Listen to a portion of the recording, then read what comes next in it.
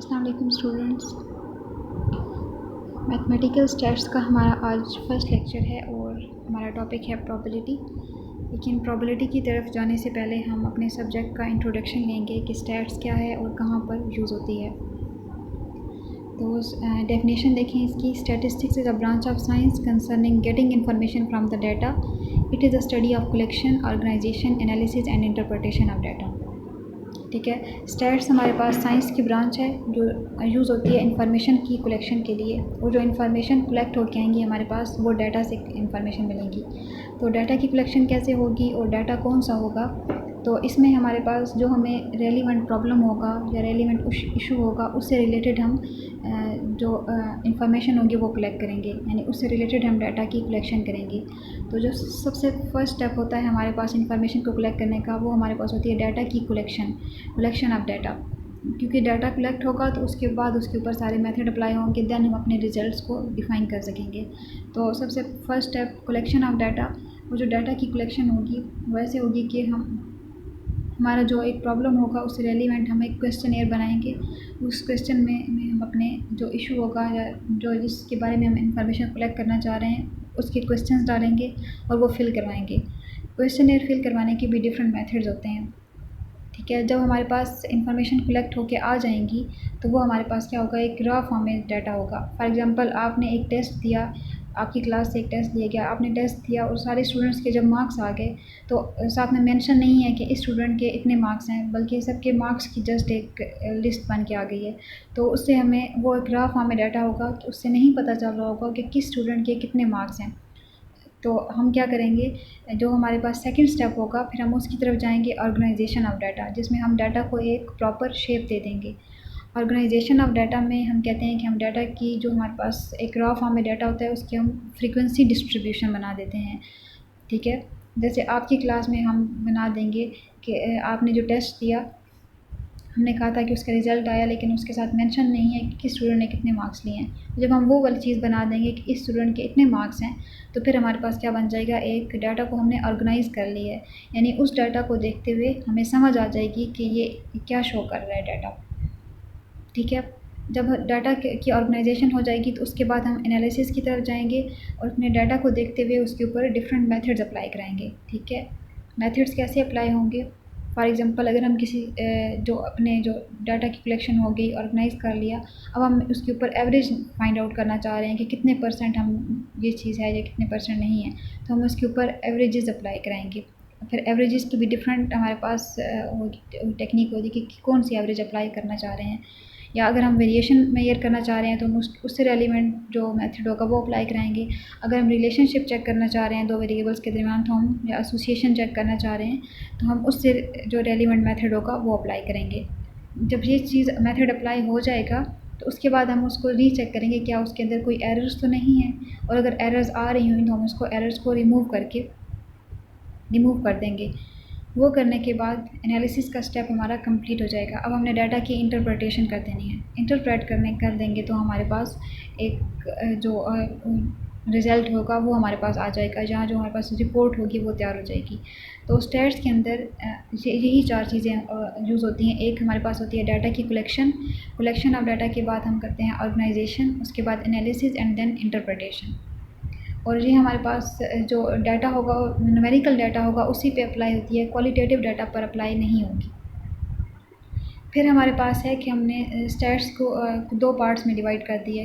कौन कौन से पार्ट हैं, फर्स्ट हमारे पास है डिस्क्रिप्टिव स्टैटिस्टिक्स और सेकंड हमारे पास है इन्फ्रेंशियल स्टैटिस्टिक्स। जो डिस्क्रिप्टिव स्टैटिस्टिक्स है ये हमारे पास प्रेजेंट डाटा के ऊपर अप्लाई होगी। प्रेजेंट डाटा के ऊपर कैसे, यानी हमारे पास ये ऐसी चीज़ है जो हमारे डाटा को डिस्क्राइब कर रही होगी।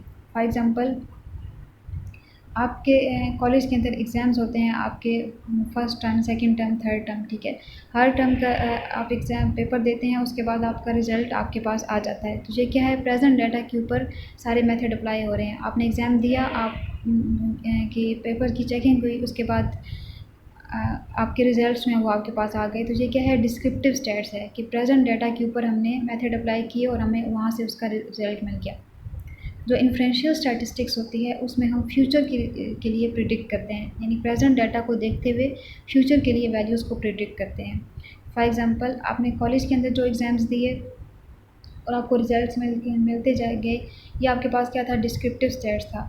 अब इसको देखते हुए आपकी जो कॉलेज के अंदर एग्ज़ाम्स होंगे और आपके रिजल्ट्स होंगे, उनको देखते हुए हम प्रिडिक्ट करेंगे कि यूनिवर्सिटी के अंदर आप कितने मार्क्स गेट कर लेंगे। ठीक है, तो ये क्या होगा, इन्फ्रेंशियल स्टेट्स होगी कि हम फ्यूचर के लिए प्रिडिक्ट कर रहे हैं प्रेजेंट डाटा की बेस पे। एक तो ये चीज़ हो गई। सेकंड, इसके अंदर ये चीज़ होती है इन्फ्रेंशियल स्टेट्स के अंदर कि हम पूरी पॉपुलेशन को स्टडी करना चाह रहे होते हैं और हम पूरी पॉपुलेशन को एक ही टाइम पर स्टडी नहीं कर सकते। तो फिर हम क्या करते हैं, पॉपुलेशन में से एक रिप्रेजेंटेटिव सैंपल सेलेक्ट करते हैं। उस सैंपल की बेस पर जो हम रिज़ल्ट प्रोवाइड करते हैं, हम कहते हैं ये हमारी पूरी पॉपुलेशन का रिज़ल्ट है। तो इस तरह से हमने स्टैट्स को दो पार्ट में डिवाइड कर दिया है। फर्स्ट हमारे पास है डिस्क्रिप्टिव स्टैटिस्टिक्स और सेकंड है इन्फ्रेंशियल स्टैटिस्टिक्स। डिस्क्रिप्टिव स्टैटिस्टिक्स में हम अपने प्रेजेंट डाटा को डील करते हैं और इन्फ्रेंशियल स्टैट्स के अंदर हम प्रेजेंट डाटा को देखते हुए फ्यूचर के लिए प्रिडिक्ट करते हैं कि हमारे पास क्या चीज़ अगर होगी या क्या नहीं होगी। यहाँ पर हमारा जो कंसर्न है हमारे सब्जेक्ट का, वो इन दोनों पार्ट्स के साथ है, डिस्क्रिप्टिव स्टैट्स के साथ भी और इन्फ्रेंशियल स्टैट्स के साथ भी। डिस्क्रिप्टिव स्टैटिस्टिक्स में हम पढ़ेंगे प्रोबेबिलिटी, रिग्रेशन एंड कोरिलेशन, और इसके अलावा एवरेजेस, वेरिएशंस, ये चीज़ें हमने डिस्क्रिप्टिव स्टैट्स के अंदर पढ़नी है। इन्फ्रेंशियल स्टैट्स के अंदर हमारे पास दो चीज़ें होंगी, हाइपोथेसिस टेस्टिंग और एस्टिमेशन। तो हमारा कंसर्न यहाँ पर इन दोनों पार्ट्स के साथ होगा, डिस्क्रिप्टिव के साथ भी और इन्फ्रेंशियल के साथ साथ भी। इसके बाद जो हमारा मेन चैप्टर है प्रोबेबिलिटी है हमारे पास, और अब हमें देखना है कि प्रोबेबिलिटी क्या है। A quantitative measure of uncertainty. Probability हमारे पास मेजर ऑफ अनसर्टेनिटी, यानी ऐसी चीज़ को मेजर करना जिसके बारे में हमें पहले से कुछ पता नहीं है। जैसे हम कहते हैं कि हमें ये पता करना है कि बारिश होगी या नहीं होगी, या हम नेक्स्ट मोमेंट में हम ज़िंदा रह सकते हैं या नहीं रह सकते। तो ये क्या है, इस चीज़ को मेजर करना प्रोबेबिलिटी कहलाएगा। यानी अगले मोमेंट के लिए प्रिडिक्ट करना पहले से, ये आपके पास क्या है, प्रोबेबिलिटी है। A measure of degree of belief in a particular statement or problem, वही चीज़ कि हम ऐसी चीज़ को मेजर करना चाह रहे हैं जिसके बारे में हमें पहले से नहीं पता।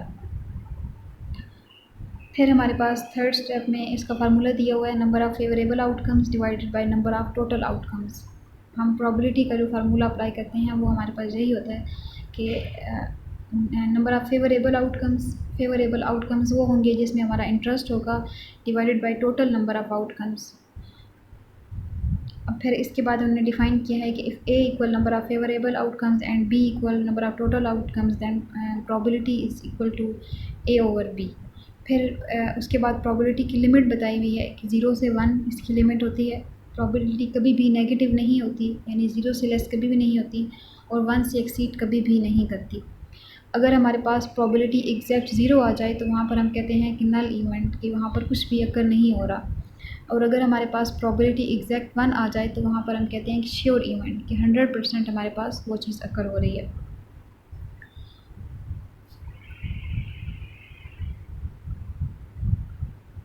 फिर हमारे पास प्रोबेबिलिटी के अंदर जो डिफरेंट टर्म्स यूज़ होने हैं हम उसको आज पढ़ेंगे, क्योंकि जब हम इसके न्यूमेरिकल सॉल्व करेंगे या प्रोबेबिलिटी के जो हम थ्योरम वगैरह सॉल्व करेंगे तो उनको समझने के लिए हमें इन टर्म्स का पता होना ज़रूरी है।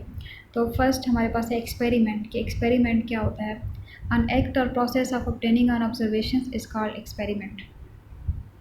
कोई भी हम जो ऑब्जर्वेशंस गेट करने के लिए कोई भी हम जो काम करते हैं वो हमारे पास क्या होगा, एक्सपेरिमेंट होगा। फॉर एग्ज़ाम्पल हमने क्या किया, एक कॉइन टास्क किया चेक करने, तो वो हमारे पास क्या है, एक एक्सपेरिमेंट है। हमने एक डाई थ्रो किया, वो हमारे पास क्या हो जाएगा, एक एक्सपेरिमेंट हो जाएगा। तो जो हमारे पास सिंगल परफॉर्मेंस होगी, यानी फ़र्स्ट टाइम हम जो करेंगे, एक कॉइन हमने टास्क किया, वो हमारे पास ट्रायल कहलाएगा। ठीक है, और इस ट्रायल को जो रिजल्ट्स होंगी वो हमारे पास क्या होगा, आउटकम कहलाएगा। फॉर एग्ज़ाम्पल हमने कॉइन टास्क किया, कॉइन टास्क करना हमारा एक एक्सपेरिमेंट था। हमने फ़र्स्ट टाइम टास्क किया, वो हमारा फ़र्स्ट ट्रायल कहलाया। फ़र्स्ट ट्रायल का रिज़ल्ट हमारे पास हेड या टेल की फॉर्म में जो आया वो हमारे पास होगा, उसे हम कहेंगे आउटकम। फिर है रैंडम एक्सपेरिमेंट। रैंडम एक्सपेरिमेंट की डेफिनेशन देखें, an experiment which produce different results even though it is repeated large number of time under identical conditions. यानी हमने एक ही कंडीशन रखी और हम अपने एक्सपेरिमेंट को रिपीट करते गए बार बार और हर दफ़ा हमें डिफरेंट रिजल्ट्स मिले, तो ये कहलाएगा रैंडम एक्सपेरिमेंट। यानी हमें पहले से नहीं पता होगा कि ये रिज़ल्ट अगर होंगे, लेकिन हर दफ़ा हमें डिफरेंट रिजल्ट्स मिलेंगे, तो ये एक्सपेरिमेंट कहलाएगा, रैंडम एक्सपेरिमेंट कहलाएगा। फॉर एग्ज़ाम्पल हमने कॉइन टॉस किया, ठीक है। कॉइन टॉसिंग हमारे पास क्या था, एक एक्सपेरिमेंट था। अब हमने अपनी कंडीशन सेम रखनी है कि हमने कॉइन को ही टॉस करना है, लेकिन हम बार बार टॉस कर रहे हैं। हमने फर्स्ट टाइम टॉस किया, हमारे पास हेड आया, सेकंड टाइम टॉस किया, थर्ड टाइम टॉस किया, अप टू सो ऑन। तो हर दफ़ा हमें डिफरेंट रिजल्ट्स मिलेंगे। तो ये क्या होगा, रैंडम एक्सपेरिमेंट होगा कि हमने कंडीशन भी चेंज नहीं की, लेकिन हम एक्सपेरिमेंट को रिपीट करते गए हैं और हर दफ़ा रिपीट करने से हमें डिफरेंट रिजल्ट्स मिले हैं। तो इसमें एग्जांपल्स हमारे पास हैं कॉइन टॉसिंग, फिर rolling die, drawing playing cards from 52 pack of cards. तो ये जो हमारे पास कार्ड्स होते हैं, प्लेइंग कार्ड्स, उसके बाद बताइए। तो हम प्रोबेबिलिटी के अंदर जो हम डील करेंगे, जो एग्जांपल्स हम लेंगे, वो यही 3 एग्जांपल्स हमारे पास मोस्टली यूज़ होती हैं, कॉइन टॉसिंग की, इसके बाद रोलिंग अ डाई और प्लेइंग कार्ड्स की। फिर हमारे पास है प्रोबेबिलिटी की रैंडम एक्सपेरिमेंट की प्रॉपर्टीज़ हमारे पास क्या हैं। The experiment has at least 2 possible outcomes, हमारे पास 2 या 2 से ज़्यादा आउटकम्स होंगे हमारे पास। उसके बाद है experiment can be repeated any number of time, कि हम इसको एक्सपेरिमेंट को जितने टाइम मर्जी रिपीट करना चाहें हम कर सकते हैं। The outcome of each trial is unpredictable, यानी जो भी हमारे पास रिजल्ट आएंगे उनका हमें पहले से आइडिया नहीं होगा कि क्या करूँगा। फिर हमारे पास है sample space. A set of all possible outcome of random experiment is called sample space. जो हमारे पास एक रैंडम एक्सपेरिमेंट हम परफॉर्म कर रहे हैं, ठीक है, रैंडम एक्सपेरिमेंट के जो हमारे पास जितने भी पॉसिबल आउटकम्स होंगे वो हमारे पास, उसको हम कहेंगे कि सैम्पल स्पेस। फॉर एग्जांपल हमने कॉइन टॉस किया, फर्स्ट टाइम एक फेयर कॉइन हमने टॉस किया। अब उसमें चांसेस हैं हेड के भी आने के भी और टेल के भी आने के। तो जब हम हेड और टेल को एक साथ लिखेंगे तो वो हमारे पास क्या बन जाएगा, सैम्पल स्पेस। सैम्पल स्पेस को हम कैपिटल एस से शो करते हैं और इसमें आगे एग्जांपल्स दी हुई हैं। Tossing a fair coin, capital S is equal to head and tail. इस तरह से हमने जब एक डाई को रोल किया तो हमारे पास 1 से 6 तक कोई भी एक आउटकम अकर हो सकता है, लेकिन जब हमने इन सब को एक साथ लिखा है तो ये हमारे पास बन गई है सैम्पल स्पेस। नेक्स्ट हमारे पास है make a sample space by throwing a pair of dice, कि हमने पेयर ऑफ डाई थ्रो किया तो हमारे पास उसकी बनानी है हमने सैम्पल स्पेस। फर्स्ट टाइम हम डाई थ्रो करेंगे तो हमारे पास 6 पॉसिबल आउटकम्स होते हैं। सेकंड टाइम हमने डाई थ्रो करना है तो हम 6 का स्केयर कर लेंगे तो हमारे पास 36 आउटकम्स आएंगे। इस तरह से अगर हमें थर्ड टाइम करना है तो हम 6 का क्यूब ले लें तो 216 आउटकम्स हमारे पास पॉसिबल आउटकम्स आएंगे। यहाँ पर हमने सैम्पल स्पेस बनानी है। जब हमने 2 टाइम डाई को थ्रो किया तो हमारे पास 36 आउटकम्स आएंगे। वो 36 आउटकम्स कैसे आएंगे, यहाँ पर देखिए। फर्स्ट टाइम हमने किया तो हमारे पास 6 आउटकम्स, ठीक है, और फिर हमने सेकंड टाइम किया तो हमारे पास 6 आउटकम्स। तो हम इन दोनों को जब इनके पेयर बना देंगे तो हमारे पास ये 36 आउटकम्स आएंगे। फर्स्ट पे 1 1, फिर 1 का 2 के साथ, फिर 1 का 3 के साथ, 1 4 1 5 एंड 1 6। इस तरह से फिर 2 के साथ बनाएंगे, 2 1 2 2 2 3 2 4 एंड 2 5 एंड 6। फिर 3 के साथ सबके पेयर बनाएंगे, 4 के साथ, 5 के साथ और 6 के साथ। तो इस तरह से हमारे पास 36 आउटकम्स आ जाएंगे। नेक्स्ट हमारे पास है कि sample space in tossing of 3 coin. हमें 3 टाइम कॉइन को टॉस करना है और सैम्पल स्पेस बनाएं। फर्स्ट टाइम कॉइन टॉस करेंगे तो हमारे पास जो सैम्पल स्पेस बनेगी वो बनेगी हेड एंड टेल, ठीक है, हमारे पास 2 आउटकम्स आएंगे। सेकंड टाइम हमने टॉस करना है तो हम 2 का स्केयर ले लेंगे, 4 आउटकम्स हमारे पास आएंगे और हम इस तरह से पेयर्स बनाएंगे। हेड को हेड के साथ का पेयर बनाएं तो हेड हेड, हेड का टेल के साथ बनाएं तो हेड टेल, टेल का हेड के साथ बनाएं तो टेल हेड एंड टेल का टेल के साथ बनाएं तो टेल टेल। ये हमारे पास 2 टाइम हो गया। इसी को हम पेयर बना देते हैं हेड टेल के साथ। नेक्स्ट तो हमारे पास ये 3 पेयर्स बनेंगे। अब हमारे पास 2 का क्यूब ले लें तो हमारे पास 8 पॉसिबल आउटकम्स बनेंगे और हर सैम्पल पॉइंट के अंदर जो सैम्पल पॉइंट में 3 जो होंगे डिजिट्स होंगे, जैसे 3 लेटर्स होंगे। जो हमारे पास सेकंड टाइम बन गई थी सैम्पल स्पेस, उसको हमने हेड टेल के साथ फिर हमने पेयरिंग की उसकी, तो हमारे पास ये चीज़ बन के आ गई है। अब हमारे पास ये जो हर एक के अंदर आउटकम है, ये हमारे पास एक अलग से सैम्पल पॉइंट है। इस तरह से हेड टेल अलग से सैम्पल पॉइंट है। तो ये इसके अंदर जितने भी डिजिट हैं ये शो करेंगे इसके सैम्पल पॉइंट को। ये जो हमारे पास शो हो रही है ये चीज़ है सैम्पल स्पेस, और सैम्पल स्पेस के अंदर जो ये अलग अलग चीज़ें हैं, एक एक पेयर है, ये शो करेगा सैम्पल पॉइंट को।